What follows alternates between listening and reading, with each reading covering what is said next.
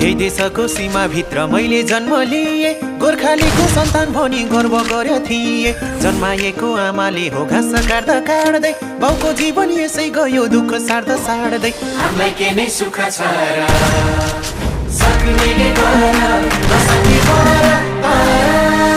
मेरो पनि होइन र, यो देश मेरो पनि होइन र, मेरो पनि होइन र, यो देश मेरो पनि होइन र, मेरो पनि होइन र, यो देश मेरो पनि होइन र। Oh, oh, oh, oh, oh, oh, oh, oh, oh, oh, oh, oh, oh, oh, oh,